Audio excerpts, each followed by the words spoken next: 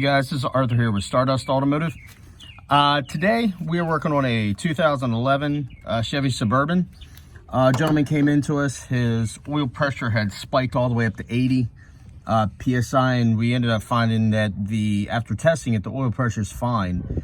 But I'm pretty certain that it was the sensor. And so we ended up pulling out the sensor. And what I want to show you is a couple different things here real quick. All right, once you pull the sensor out, there's a filter that sits up underneath. Right away you can see that there's an issue with the O-ring. The reason why this O-ring is important is as it goes down, there's actually two chambers that are in it, and they're both supposed to flow in one direction or another.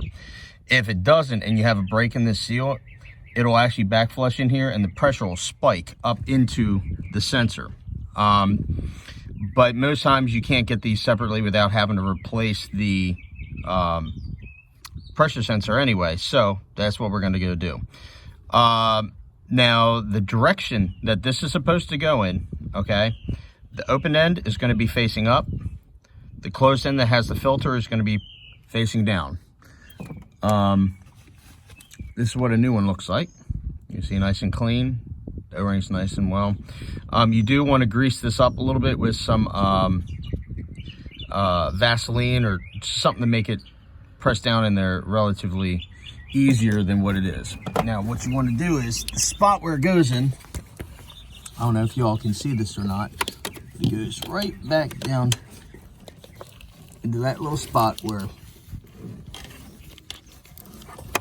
stupid line, come on. Thank you, GM, for not making this easy for us. Okay, let me see if I can focus in on that. There we go. So that's where the opening is. Now you will find that there's a black connector that has a gray safety clip on it. I hate reusing those black safety clips. I pull those things off and throw them away. They're more of a pain than anything. So what we're gonna do is I'm gonna see if there's a way that I can pull this and install the piece for you so you can actually see what I'm talking about.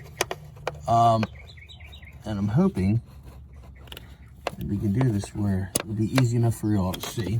And of course, being a GM, being the garbage product that it is, with garbage engineers that don't know what the heck they're doing, of course it's going to be freaking more difficult than it needs to be. Thank you, GM. I hate you. All right, let's see if that'll work. All right, there, that might be a little bit easier here. All right, so this is going to be tricky because I'm not even holding the phone right now, so please bear with me.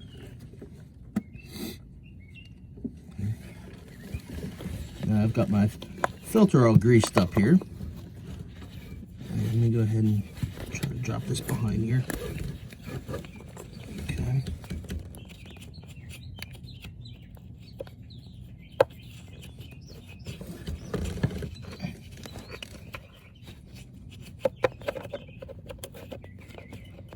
There we go. See how the filter goes in, the top side up? It's easy as that.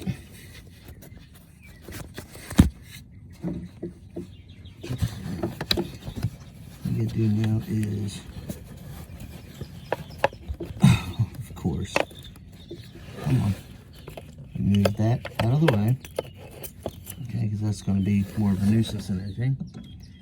We gotta take the clip and we gotta press this down, okay?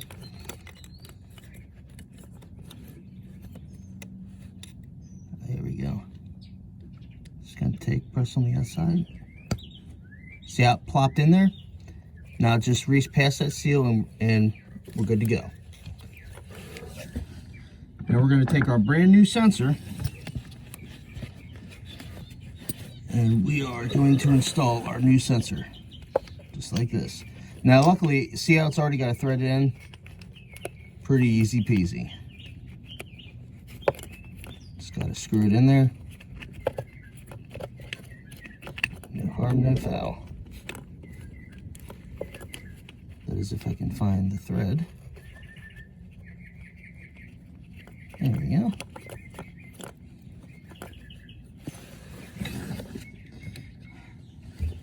Now, the other thing you want to make sure that you do, okay, is on this, where you have your sensor location is, right?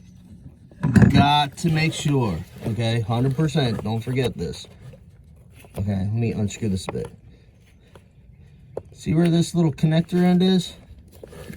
Where this piece fits? It's very, very important. Let me try to get up there, okay?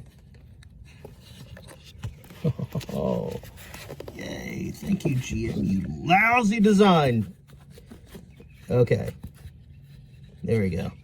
All right, see this end here, where the connector end is?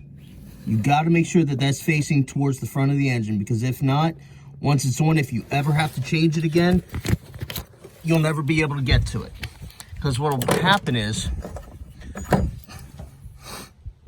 there's only one way to be able to get to this, and that's using a long-handled pick or a long-handled screwdriver to be able to pry up on that plastic C-clip, it's gray, to get it pulled up, and then take your screwdriver or a flat pick and press on that black connector while pulling up. If not, if this is turned sideways like this, or this way, or even behind, you will never be able to get to it without having to remove the intake. And even after you remove the intake, it'll be excruciatingly difficult.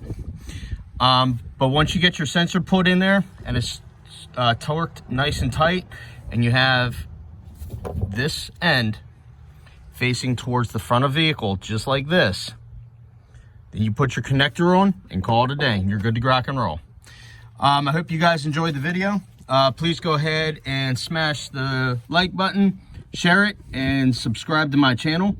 I'll go ahead and try to make some more videos for you guys, and try to be as detailed as possible, but you know, pretty simple, quick fix. Book time on this calls for 2.7 hours, because they say you have to remove the intake plenum. But I like doing these because I can get these done in no time, without removing the intake plenum. So that's kind of the name of the game. You follow what the book time says, you know, be fair with your customers, be honest with them, show them the book time. That's how we mechanics make money. You know, if a job calls for 2 hours and it takes us 6 hours to do, we lost money. If a job calls for 2 hours and we get it done in a half an hour, we made money. But always make sure you're honest and you're right with your customers. And that'll be it. And you'll have a happy customer. If you want, you know, lower the price a little bit, make yourself look like a hero. You know, you're still making profit, okay? You're not ripping your customers off, and they're going to appreciate the fact that they have an honest mechanic. You know, we try to bring honesty back to the trade, because there's a lot of people that are shady and shifty and take advantage of people, especially out here in Jacksonville, North Carolina. But, you know, we want to work it the other way, where, you know, customers can come to us because they trust us. They know they're getting the best work they can, and we're being honest. And that's really important to me. So anyway, I hope everybody likes it. If you guys need work for us to do, please feel free to give us a call, 410-596-8985. We're located out here in Jacksonville, North Carolina. We work on a lot of Marines vehicles, and we honestly prefer to help out the military. So if you're a military member, we also offer military discounts. And that's about it. I hope you guys enjoyed this video. God bless, and we'll see you on the next one.